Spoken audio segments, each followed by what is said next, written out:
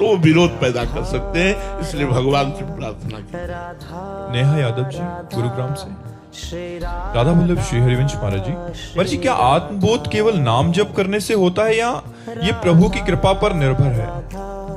प्रभु की कृपा से ही तो नाम जप होता है।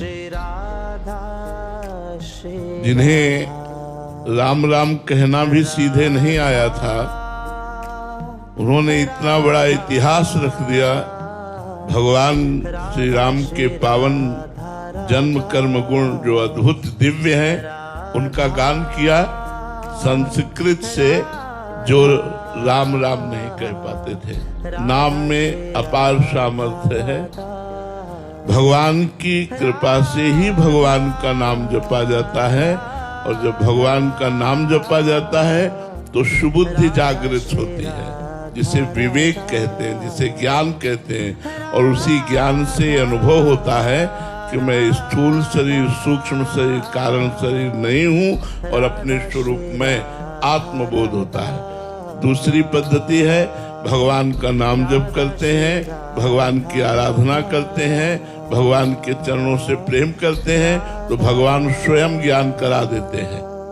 सोई जाने ही जेहि देहु जनाई, और जानत तुम्हें ही तुम्हें हो जाई। भगवान उसे स्वयं ज्ञान प्रदान कर देते हैं, और जब उसे ज्ञान प्राप्त होता है तो स्वयं भगवत स्वरूप हो जाता है। ब्रह्मविद ब्रह्म ही भवति, जो ब्रह्म को जान जाता है वो ब्रह्म स्वरूप हो जाता है। तो दो पद्धतियां हैं, चाहे सन्यास मार्ग से हो चाहे वैष्णव मार्ग से, दोनों को नाम जपना होता है। सन्यासी प्रणव जप करके, संसार का चिंतन छोड़ करके, शरीरों का राग मिटाकर भगवत स्वरूप अपने आत्मा में स्थित हो जाता है, अपने स्वरूप में स्थित हो जाता है।